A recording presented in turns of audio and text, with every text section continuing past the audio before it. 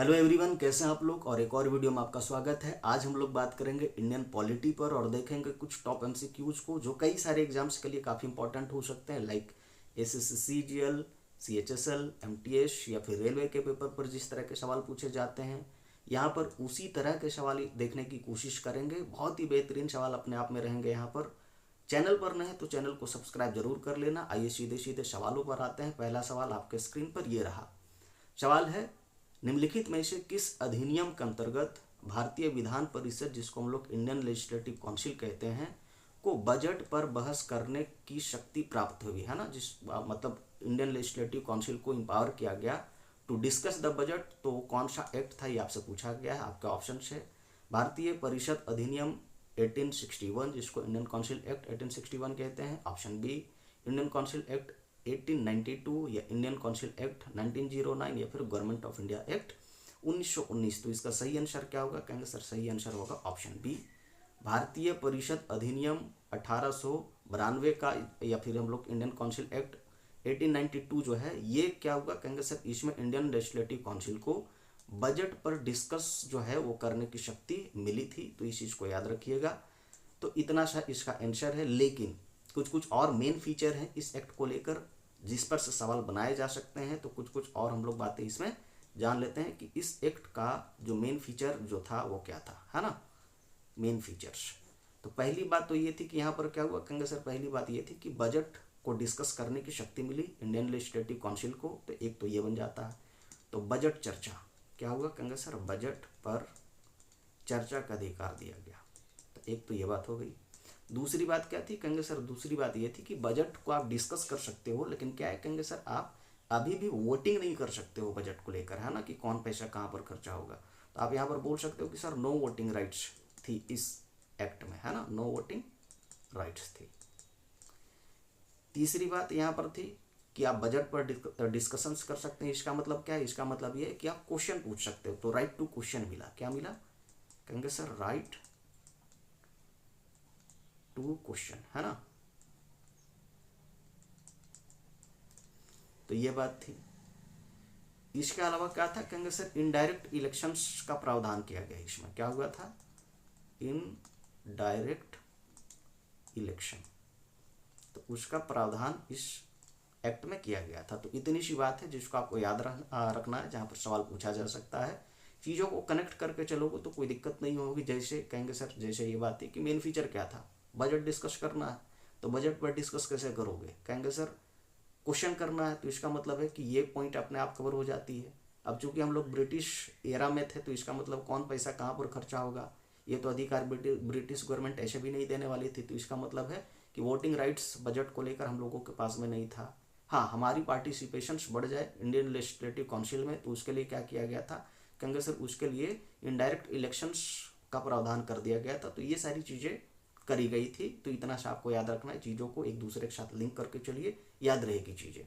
आगे बढ़ते हैं, अगला सवाल पर आते हैं। सवाल क्या है बॉस? कहेंगे सर सवाल है केंद्र में द्वैध शासन, जिसको हम लोग डायरकी कहते हैं, एट सेंटर जो है वो किस अधिनियम के अंतर्गत स्थापित किया गया था? ये आपसे पूछा गया। ऑप्शन ए 1919 का अधिनियम या एक्ट ऑफ 1909 कहते हैं, या फिर भारत सरकार अधिनियम 1919 जिसको गवर्नमेंट ऑफ इंडिया एक्ट 1919 कहते हैं, 1919 गवर्नमेंट ऑफ इंडिया एक्ट 1935, या फिर इंडियन इंडिपेंडेंस एक्ट 1975।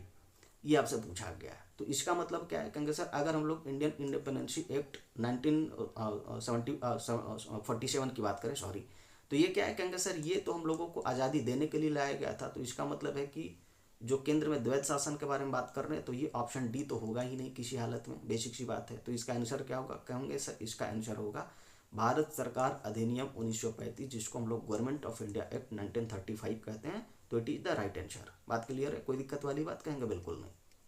इतनी सी बात आपको याद रखनी है कि क्या हुआ। कहेंगे सर अब यहाँ पर आपको जो कुछ कुछ चीज़ें आपको याद रखनी है। जैसे अगर हम लोग डायरकी की बात करते हैं ना, तो ये दो जगहों पर आया था। कहाँ कहाँ पर? कहेंगे सर एक आया था प्रोविंस में, प्रोविंस में, ठीक है। और दूसरा कहाँ पर आया था? कहेंगे सर दूसरा आया था सेंटर पर, ठीक है, या केंद्र जिसको कहते हैं। तो केंद्र में भी आया था। और प्रोविंस का मतलब क्या बोलते थे उस समय? जो भी था प्रांत जिसको कहते थे, है ना। तो प्रांत में भी लागू था। लेकिन अलग अलग टाइम पर आया था दोनों के टाइम पर, है ना।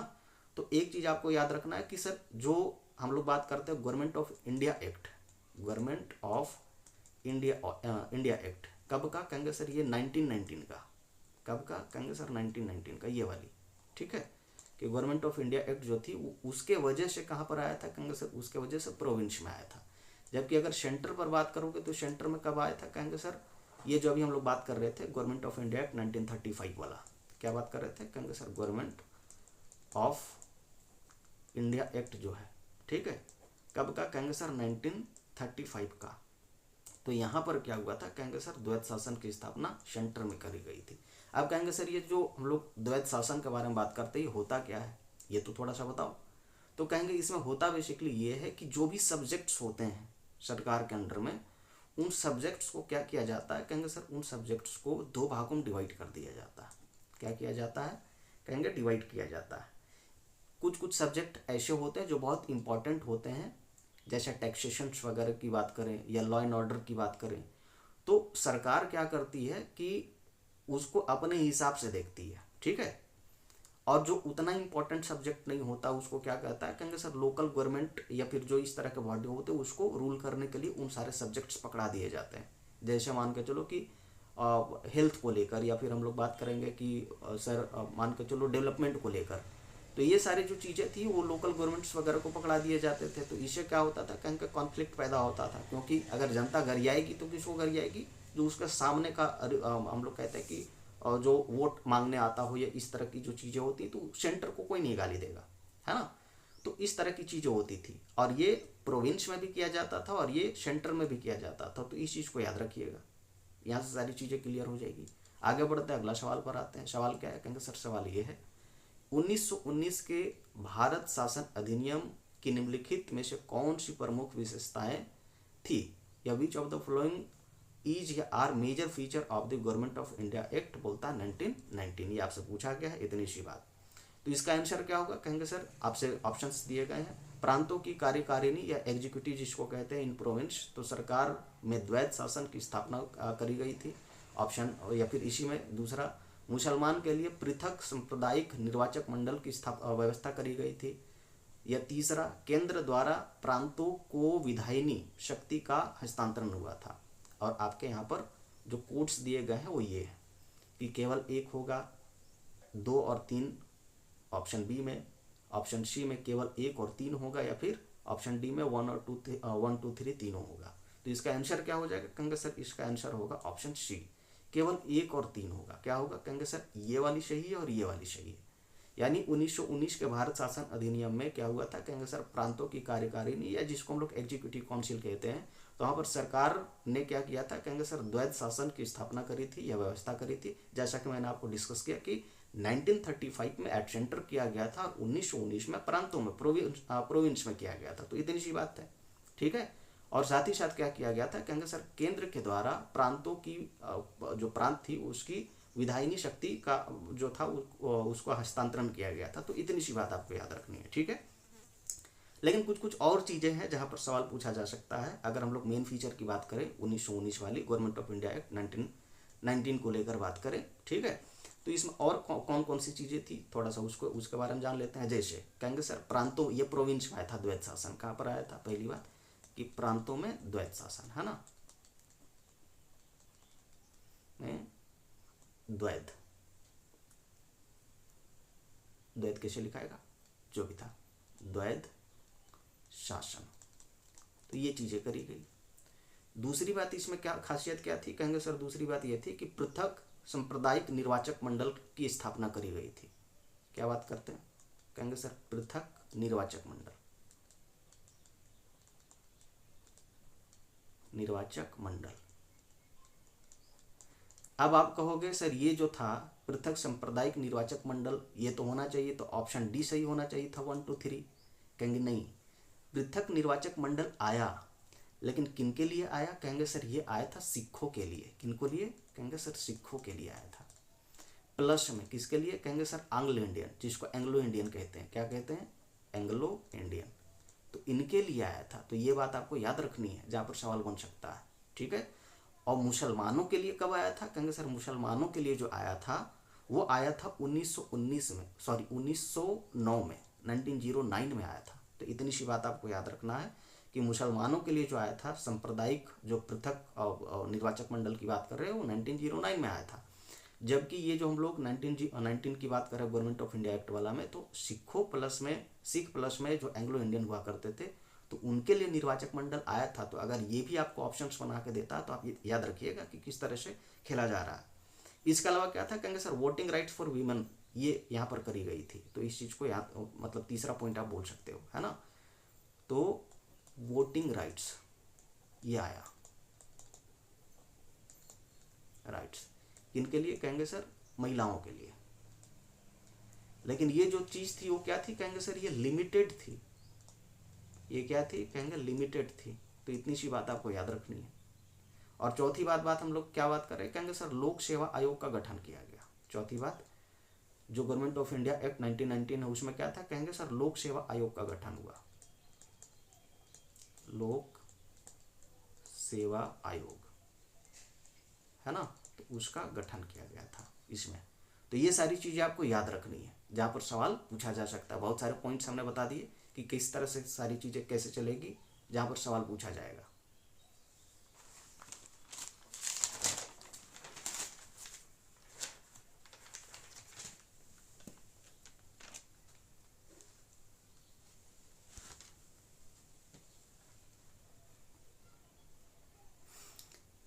नेक्स्ट सवाल पर आता है। अगला सवाल आपके स्क्रीन पर ये रहा। सवाल है, किस अधिनियम ने प्रांतों में द्वैध शासन प्रणाली की स्थापना करी, है ना। ये आपसे पूछा गया। तो मैंने तो आपको बता ही दिया।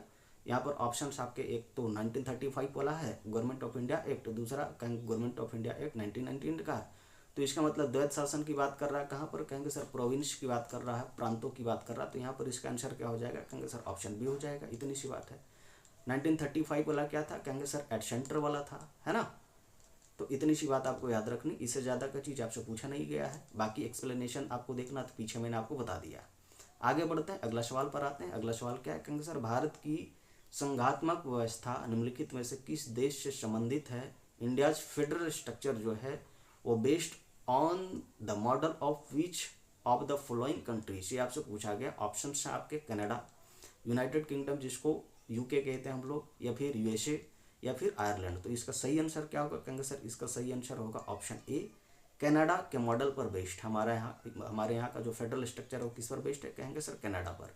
तो इतनी सी बात है, ठीक है। तो फेडरल स्ट्रक्चर कहाँ से बेस्ड है, कहेंगे सर फेडरल स्ट्रक्चर जो हमारा बेस्ड है वो कनाडा पर बेस्ड है, ठीक है, फेडरल स्ट्रक्चर।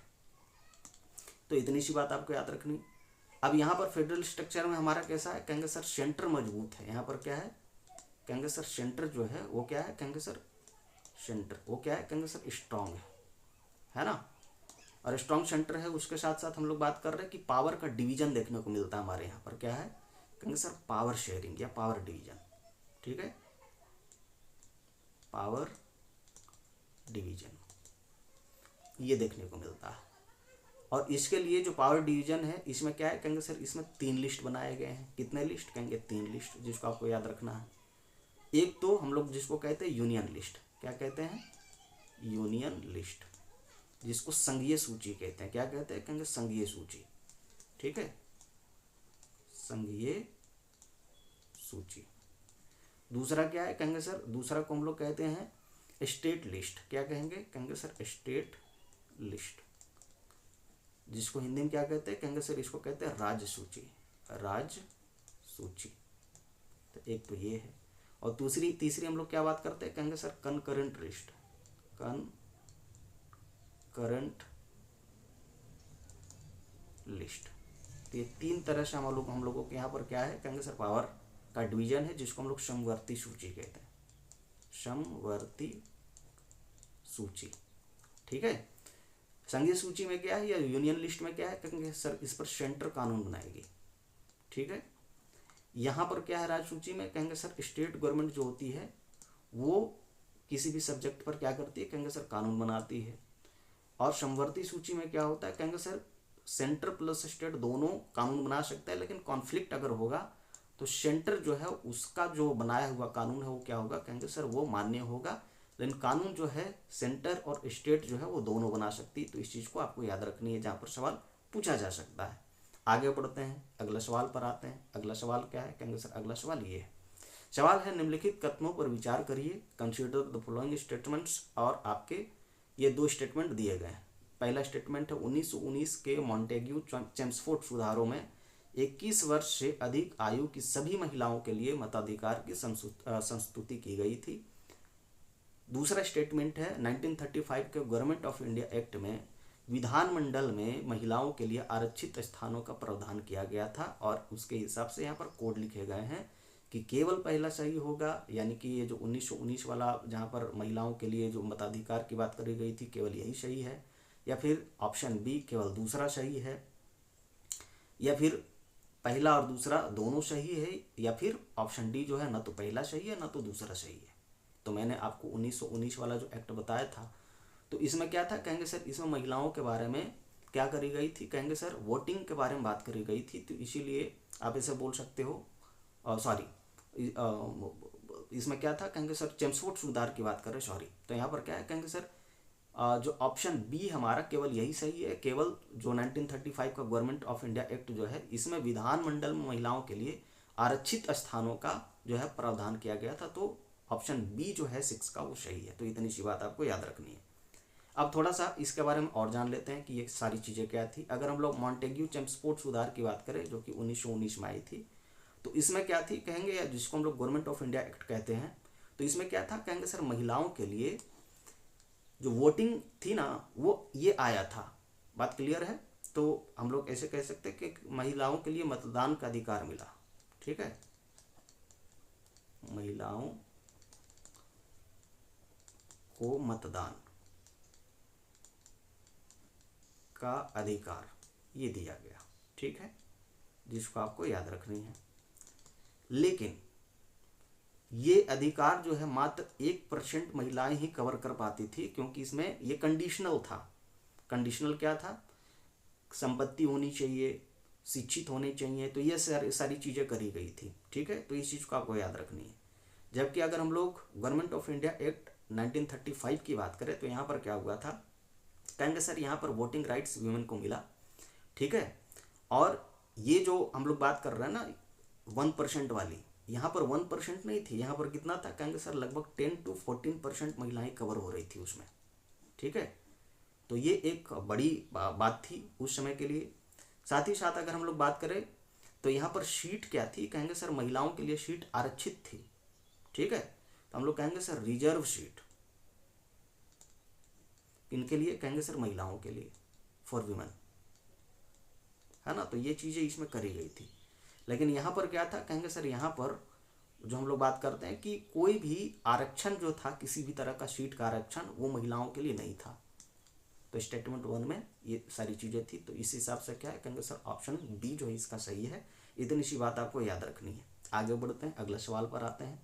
अगला सवाल क्या है, कहेंगे सर अगला सवाल ये है कि भारत के संविधान में केंद्र और राज्यों के बीच किया गया शक्तियों का विभाजन, जो अभी हम लोग बात कर रहे थे, है ना, इनमें से किसमें उल्लेखित योजना पर आधारित है। यह आपसे पूछा गया है कि the division of powers between centre and states in India in the Indian constitution is based on the scheme provided in option a मार्लेमेंटो सुधार 1909 का, या फिर मॉन्टेग्यू चेम्सफोर्ड अधिनियम 1919 का, या फिर भारत सरकार अधिनियम 1935 का, या फिर भारतीय स्वतंत्रता अधिनियम 1947 का। बेसिक सी बात है, स्वतंत्रता अधिनियम में स्वतंत्रता देने के लिए किया गया था। तो इसीलिए इसका आंसर जो होगा ऑप्शन डी तो किसी भी हालत में नहीं हो सकता। तो फिर क्या है, कहेंगे सर इसका ऑप्शन है ऑप्शन सी भारत सरकार अधिनियम 1935, गवर्नमेंट ऑफ इंडिया 1935। जो यहाँ पर क्या हुआ था, कहेंगे सेंटर और स्टेट के बीच में जो पावर है उसको डिवाइड किया गया था कि कौन से सब्जेक्ट पर सेंटर कानून जो है वो बना सकती है और कौन से सब्जेक्ट्स पर जो राज्य सरकार है वो कानून बना सकती है। तो इतनी सी बात थी, कोई दिक्कत वाली बात कहेंगे बिल्कुल नहीं होनी चाहिए।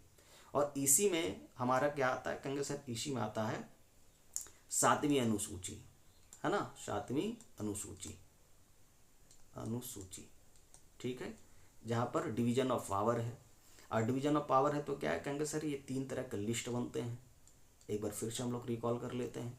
एक को हम लोग क्या कहते हैं, कहेंगे सर यूनियन लिस्ट कहते हैं। दूसरे को क्या कहते हैं, कहेंगे सर स्टेट लिस्ट कहते हैं। और तीसरे को क्या कहते हैं, कहेंगे सर कंकरेंट लिस्ट कहते हैं। क्या कहते हैं, कंकरेंट लिस्ट कहते हैं। ठीक है, अब यहाँ पर क्या है, कहेंगे सर यूनियन लिस्ट में जो आपको टोटल सब्जेक्ट मिलेंगे जिस पर कानून सरकार बनाती है, टोटल सब्जेक्ट की बात कर रहे हैं, वो कितने हैं, कहेंगे सर 100 हैं। कितने हैं, कहेंगे 100 है। लेकिन ओरिजिनली कितने थे, कहेंगे सर अगर ओरिजिनली बात करें तो यहाँ पर सब्जेक्ट 97 ही हुआ करते थे।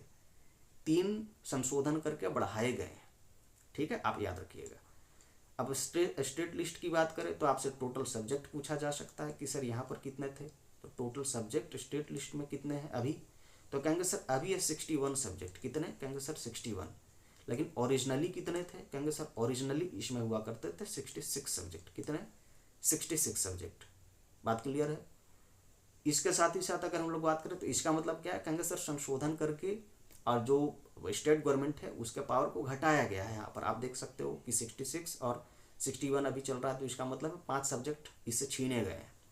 कंकरेंट लिस्ट की बात करें तो कंकरेंट लिस्ट में टोटल सब्जेक्ट अभी कितने हैं, कहेंगे सर टोटल सब्जेक्ट की अगर बात करें तो इसमें आपको मिलेंगे 52 सब्जेक्ट। कितने, कहेंगे सर 52 सब्जेक्ट। लेकिन ओरिजिनली कितने थे, कहेंगे सर ओरिजिनली हुआ करते थे 47। ये भी आपसे पूछा जा सकता है, तो याद रखिएगा जहाँ पर से पूछा जा सकता है। ठीक है, और ये जो सब्जेक्ट यहाँ पर आप देख सकते हो कि जो बढ़ाए गए हैं वो क्या है, कहेंगे सर ये 42nd अमेंडमेंट 1946 जो था, कौन सा, कहेंगे सर 42वां संविधान संशोधन। कब का, कहेंगे सर 1976 का, उसमें ये सारी चीज़ें करी गई थी। तो इतनी सी बात आपको याद रखनी है, जहाँ पर से सवाल पूछा जा सकता है और बेहतरीन सवाल आपसे पूछे जा सकते हैं इस तरह के, जिसको आपको याद रखनी है। सारी चीज़ें आप कनेक्ट करके चलिए, सारी चीज़ें आप देखते हुए चलिए कि किस तरह से सवाल पूछा जा सकता है आपसे। सारी चीज़ें एक दूसरे के साथ लिंक है, बॉस, एक दूसरे के साथ, है ना।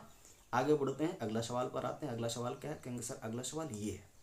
सवाल है, भारत के संविधान निर्माताओं ने 7वीं अनुसूची, जो भी बात कर रहे थे हम लोग डिवीजन ऑफ पावर को लेकर, में वर्णित समवर्ती सूची की अवधारणा को ग्रहण किया था। कहाँ से ग्रहण किया था, ये आपसे पूछा गया है। आपके ऑप्शन हैं कनाडा के संविधान से, यहाँ पर संविधान होने चाहिए, है ना, कैनेडियन कॉन्स्टिट्यूशन से, या ऑस्ट्रेलिया के संविधान से, या फिर इटली के संविधान से, या फिर दक्षिण अफ्रीका के संविधान से, ये आपसे पूछा गया। तो इसका आंसर क्या होगा, कहेंगे सर इसका आंसर ऑप्शन बी होगा।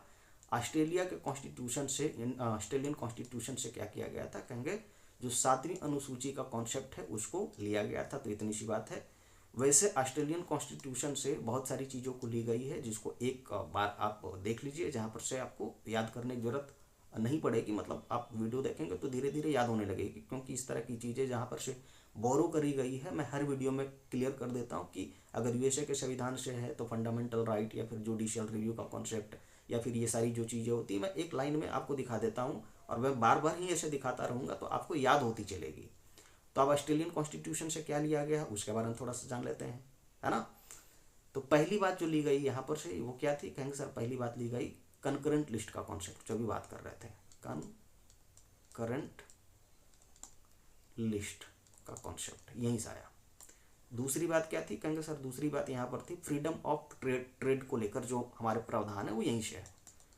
तो फ्रीडम ऑफ ट्रेड को लेकर जो बातें हमारे यहाँ पर है, जिस तरह की पॉलिसी है वो यहीं से आई है। इसके अलावा कहेंगे सर ज्वाइंट सेशन को लेकर जो हम लोग बात करते हैं तो ये यहीं से आई है ना, ज्वाइंट सेशन का कॉन्सेप्ट यहीं से आया पार्लियामेंट में।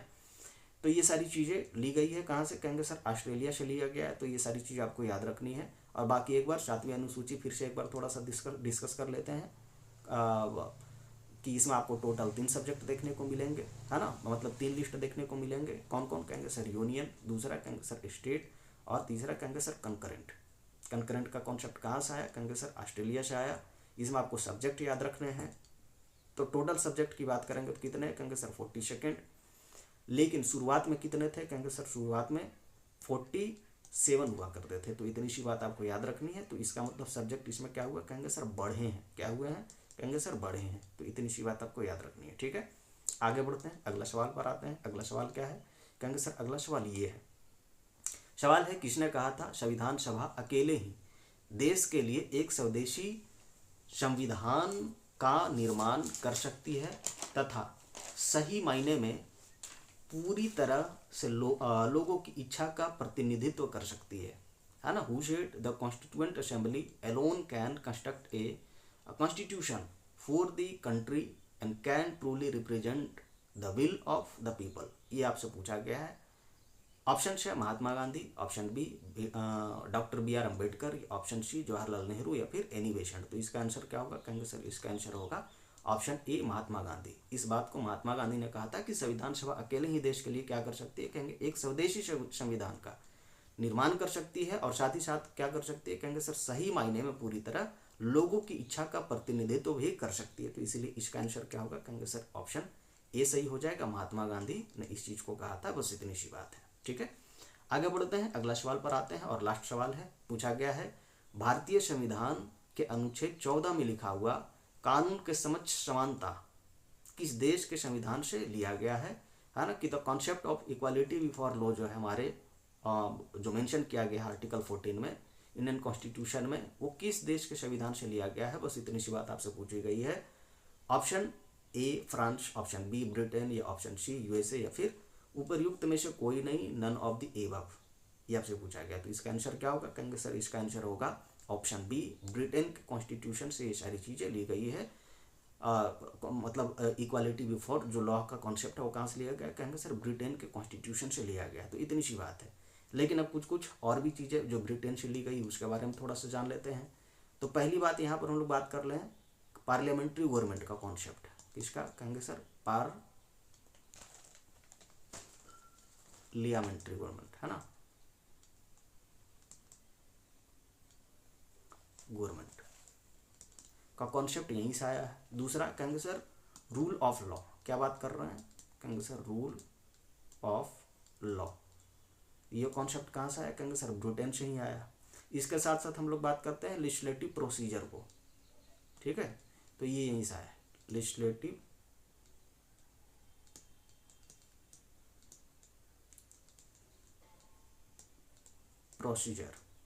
प्रोसीड्यूर। ठीक है, तो ये यहीं से आया है। सिंगल सिटीजनशिप, हमारे देश में एक आदमी के पास में मतलब एक ही सिटीजनशिप हो सकती है।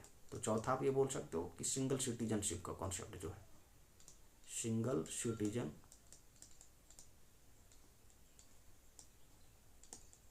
ठीक है, ये कॉन्सेप्ट कहाँ से आया? कहेंगे सर ब्रिटेन से ही आया।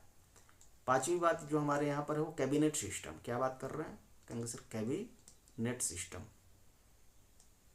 ये कहाँ से आया? कहेंगे सर ये कहेंगे सर ब्रिटेन से ही आया, यूके से ही आया। ठीक है, इसके अलावा कहेंगे सर बाईकैमरलिज्म, यानी कि लोकसभा राज्यसभा दोनों होगा, तो ये कॉन्सेप्ट जिसको हम लोग बाईकैमरलिज्म कहते हैं, बाईकैमरलिज्म,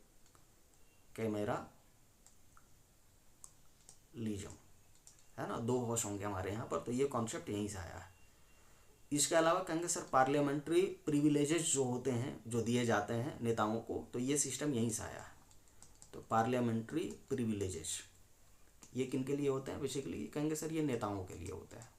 ठीक है, कि उन पर केस नहीं बनेगा और अलाउंस दिया जाएगा। तो ये सारी जो चीज़ें वो क्या है? कहेंगे सर ये ब्रिटेन से ही आया। तो इतनी सारी चीज़ें ब्रिटेन से आई है जिसको आपको याद रखनी है। फिर से एक बार पढ़ देता हूँ ताकि आपको याद ना करना पड़े। पहली बात ब्रिटेन से क्या लिया गया? कहेंगे सर पार्लियामेंट्री जो गवर्नमेंट हमारा, तो ये ब्रिटेन से आया। रूल ऑफ लॉ का कॉन्सेप्ट ब्रिटेन से आया। लेजिस्लेटिव जो प्रोसीजर हमारे यहाँ पर चलता है ये ब्रिटेन से ही आया है। इसके अलावा सिंगल सिटीजनशिप का जो कॉन्सेप्ट है ब्रिटेन से आया। कैबिनेट सिस्टम ब्रिटेन से आया। बाईकैमरलिज्म यानी दो हाउस होंगे, लोकसभा राज्यसभा, ये ब्रिटेन से आया। और जो पार्लियामेंट्री प्रिविलेजेस दिए जाते हैं नेताओं के लिए, तो ये क्या है? कहेंगे सर ये ब्रिटेन से ही आया। तो बहुत सारी चीज़ें ब्रिटेन से आई हमारे यहाँ पर, क्योंकि ब्रिटेन वाले राज करके गए हैं। सवाल पूछा जा सकता है, ये इंपॉर्टेंट है, ब्रिटेन वाले राज करके गए कि नहीं गए, ये इंपॉर्टेंट अभी उतना नहीं है। सवाल याद रखिएगा कि हाँ यहाँ से किस तरह के सवाल पूछे जा सकते हैं। ठीक है, आज के लिए इतना ही, मिलते हैं फिर से एक और वीडियो में, तब तक के लिए नमस्कार।